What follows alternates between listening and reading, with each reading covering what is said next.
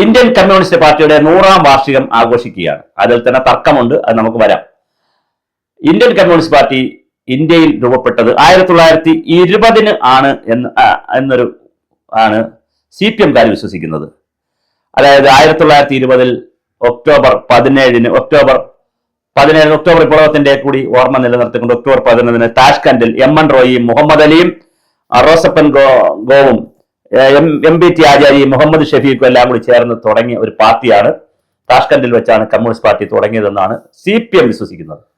എന്നാൽ CPM വിശ്വസിക്കുന്നത് കുറച്ചുകൂടി വ്യത്യസ്തമാണ്. 1925 ഡിസംബർ 26 കാൺപൂരിൽ വെച്ചാണ് SB ഖാട്ടെ ആദ്യ ജനറൽ സെക്രട്ടറിയായി സമ്മേളനം നടന്നത്. അതുകൊണ്ട് 2026ലാണ് CPI 100ാം വാർഷികം ആഘോഷിക്കുന്നത്. CPM 2020ലാണ് ഇത് ആഘോഷിച്ചത്. പക്ഷെ 2020ലും വലിയ ആഘോഷമൊന്നും നടന്നില്ല. ഇപ്പൊ 26ലും വലിയ ആഘോഷമൊന്നും നടക്കുന്നില്ല. കമ്മ്യൂണിസ്റ്റ് പാർട്ടി മറന്നു എന്നുള്ളതാണ്, ഒറിജിനൽ കമ്മ്യൂണിസ്റ്റ് പാർട്ടിയെ മറന്നു എന്നുള്ളതാണ് ഇതിന്റെ ചരിത്രം. എന്തുകൊണ്ട് കമ്മ്യൂണിസ്റ്റ് പാർട്ടിക്ക് ഇനി ഇന്ത്യയിൽ ഭാവിയില്ല എന്നുള്ളതൊരു ചോദ്യം വളരെ പ്രധാനമാണ്. ഭാവിയില്ല, വളരെ പ്രയാസമാണ്. 2-3 കാര്യങ്ങളുണ്ട്. ഒന്ന്, കമ്മ്യൂണിസ്റ്റ് പാർട്ടിയുടെ അടിസ്ഥാന തത്വത്തിൽ തന്നെ ചെറിയൊരു പ്രശ്നമുണ്ട്. സോഷ്യലിസവും സ്വാതന്ത്ര്യവും ജനാധിപത്യവും ഒന്നിച്ചു പോകില്ല. അത് മോരും മുതിരയും പോലെയാണ്, കടലും കടലാടിയും പോലെയാണ്. കടലിലും കടലാടിലും കടല ഉണ്ട്, പക്ഷെ രണ്ടും ഒന്നല്ല. കടലാടി ഒരു മരമാണ്, ചെടിയാണ്, കടലാണ്. ഞാനിത് പറഞ്ഞ കാര്യം, സോഷ്യലിസം എന്ന് പറയുന്നതിനകത്ത് സ്വകാര്യ സ്വത്തില്ല, പൊതു സ്വത്തേ ഉള്ളൂ.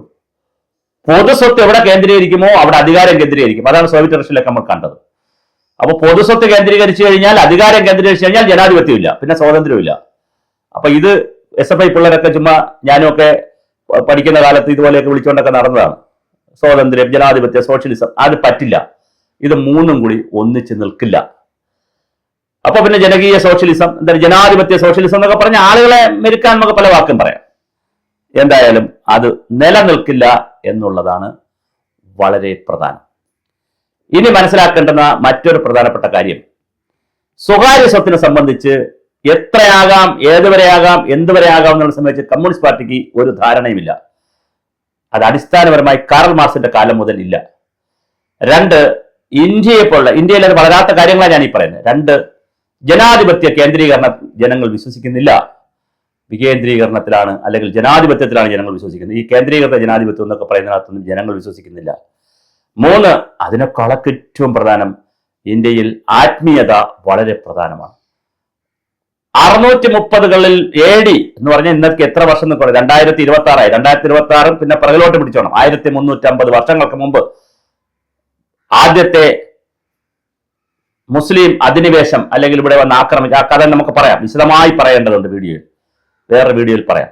അങ്ങനെ അന്ന് മുതൽ തുടങ്ങി, 630കൾ മുതൽ തുടങ്ങി 1700 വർഷക്കാലം മുസ്ലിം രാജാക്കന്മാരും ഭരണാധികാരികളും പിന്നെ ബ്രിട്ടീഷുകാർ, ഫ്രഞ്ചുകാർ, പോർച്ചുഗീസുകാരൊക്കെ വന്ന് ഇന്ത്യയെ കീഴടക്കിയിട്ടും ഇന്ത്യൻ ജനതയെ അങ്ങനെ മാറ്റാൻ കഴിഞ്ഞില്ല. അത് ഇന്ത്യയുടെ സ്പിരിച്വാലിറ്റിയുടെ ഒരു പ്രത്യേകതയാണ്, ഇന്ത്യൻ ആത്മീയതയുടെ പ്രത്യേകതയാണ്. ഈ ആത്മീയത മനസ്സിലാക്കാൻ, അത് ബുദ്ധന്റെ പേരിലാവട്ടെ, ഹിന്ദുവിന്റെ പേരിലാകട്ടെ, സനാതനമാകട്ടെ, എന്തോ ആയിക്കോട്ടെ, ഇത് മനസ്സിലാക്കാൻ കമ്മ്യൂണിസ്റ്റ് പാർട്ടികൾക്ക് കഴിഞ്ഞിട്ടില്ല എന്നുള്ളത് വളരെ പ്രധാനപ്പെട്ടതാണ്. വേണമെങ്കിൽ കമ്മ്യൂണിസ്റ്റുകാർക്ക് വിശ്വാസിയാകാം, അങ്ങനെയൊക്കെ പറയാം, ന്യായാന്യായങ്ങൾ പറയാം എന്നുള്ളതല്ലാതെ ആത്മീയ സ്പിരിച്വാലിറ്റിയെ സത്യസന്ധമായി മനസ്സിലാക്കാൻ, ആത്മീയതയെ സത്യസന്ധമായി വിലയിരുത്താനും മനസ്സിലാക്കാനും കാറൽ മാർക്സിനും കഴിഞ്ഞിട്ടില്ല, കമ്മ്യൂണിസ്റ്റുകാർക്കും കഴിഞ്ഞിട്ടില്ല. സ്വകാര്യ സ്വത്തിനെ സംബന്ധിച്ചും ഒരു ധാരണ ഇല്ല.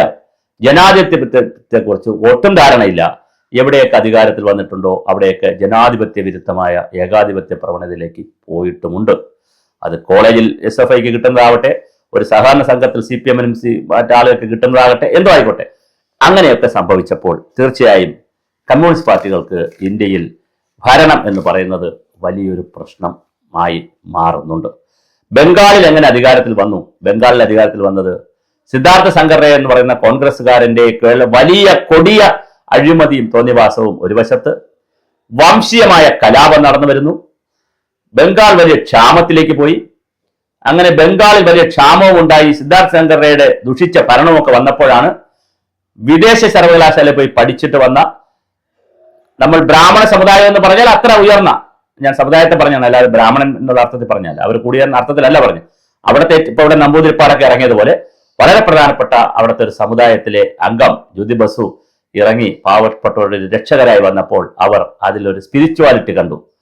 ഒരു രക്ഷകൻ നമുക്ക് വന്നിരിക്കുന്നു. യേശു രക്ഷകൻ എന്ന് പറഞ്ഞതുപോലെ, നബി രക്ഷകൻ എന്ന് പറഞ്ഞതുപോലെ, രാമൻ രക്ഷകൻ എന്ന് പറഞ്ഞതുപോലെ, ശ്രീകൃഷ്ണ രക്ഷകൻ എന്ന് പറഞ്ഞതുപോലെ, ഇതാ ജ്യോതി ബസു എന്ന് പറയുന്ന ഒരു അതിസമ്പന്നനായ ഒരാൾ വിദേശത്തൊക്കെ പോയി പഠിച്ചിട്ട് വന്നിട്ട് നമ്മുടെ രക്ഷകനായി വന്നിരിക്കുന്നു. വംശീയ കലാപവും അവിടെ ഉണ്ടായിരുന്നു. അതിൽ നിന്ന് ന്യൂനപക്ഷങ്ങൾ നന്നായി ജ്യോതി ബസുവിനെ സഹായിച്ചു. കുറെ ബാബമാരും സഹായിച്ചു. അങ്ങനെയാണ് അവിടെ വരുന്നത്. ഫ്രഞ്ച് വിപ്ലവത്തെയും റഷ്യൻ വിപ്ലവവും ഒക്കെയാണ് കമ്മ്യൂണിസ്റ്റ് പാർട്ടിയുടെ ആവേശം. പക്ഷേ അത് അട്ടിമറിയിലൂടെ വന്ന വിപ്ലവങ്ങളാണ്. ഭരണകൂടങ്ങളെ അട്ടിമറിച്ചുകൊണ്ടാണ് വന്നത്.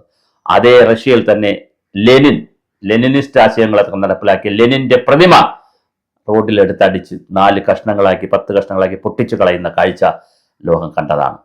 അപ്പോൾ അവിടെ 2 തരത്തിൽ പാർട്ടിക്കാരന്മാരാണെങ്കിൽ അവർക്ക് ബ്രെഡും പാലും വേറെ, സാധാരണ ജനങ്ങൾക്ക് ബ്രെഡും പാലും വേറെ.